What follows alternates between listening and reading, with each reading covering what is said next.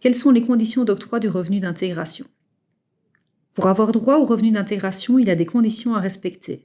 Il y a 6 conditions et elles doivent toutes être remplies. La première condition, avoir sa résidence habituelle et effective en Belgique. Cela signifie que vous devez habiter réellement en Belgique et être admis ou autorisé au séjour si vous êtes de nationalité étrangère. Des visites à domicile sont effectuées pour vérifier votre résidence sur le territoire. Le revenu d'intégration n'est pas exportable. Cela veut dire que l'allocation ne peut pas être perçue si vous vivez à l'étranger. D'ailleurs, le paiement du revenu d'intégration est suspendu lorsque la personne séjourne plus de 4 semaines à l'étranger au cours de l'année. Deuxième condition, la condition d'âge. Vous devez être majeur ou assimilé à un majeur.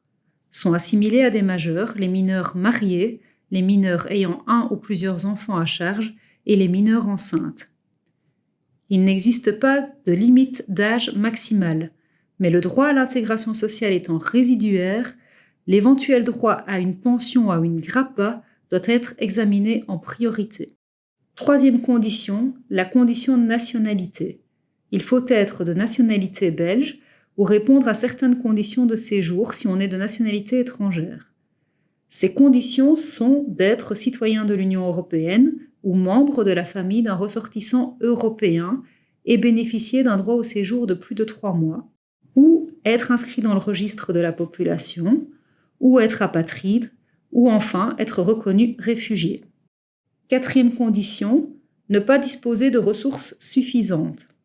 La personne ne doit pas disposer de ressources suffisantes, ne pas pouvoir y prétendre et ne pas être en mesure de les obtenir par ses propres efforts ou par tout autre moyen. Le CPS prend en compte l'ensemble de vos revenus, qu'il s'agisse de revenus professionnels, revenus de remplacement, revenus immobiliers ou revenus mobiliers comme un compte d'épargne ou des placements financiers. Cinquième condition, être disposé à travailler.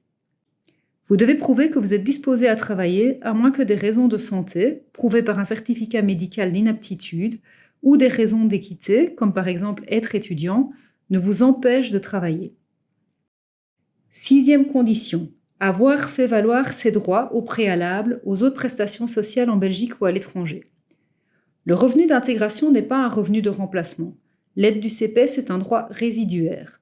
Cela signifie qu'une personne a droit au revenu d'intégration uniquement si elle ne peut pas recevoir d'autres prestations de sécurité sociale en Belgique ou à l'étranger.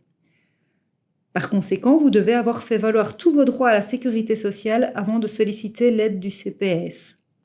Par exemple, il faudra vérifier que vous n'avez pas droit à des indemnités de mutuelle, des allocations de remplacement de revenus, une pension ou une pension de survie. Si vous avez droit à une autre allocation, le CPS peut vous accorder le revenu d'intégration à titre d'avance durant le temps nécessaire à l'examen de la demande par l'organisme compétent.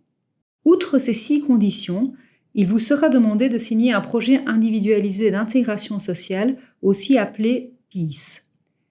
Il s'agit d'un accord écrit et signé entre le CPS et le bénéficiaire d'un revenu d'intégration. Le projet individualisé d'intégration sociale est obligatoire pour tous les nouveaux bénéficiaires d'un revenu d'intégration et il est également obligatoire pour tous les bénéficiaires de moins de 25 ans dans 3 cas.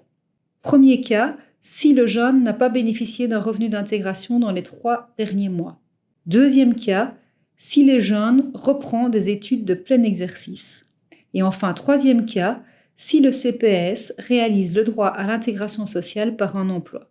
Le demandeur doit alors signer un PIS qui mènera au bout d'une période déterminée à un contrat de travail.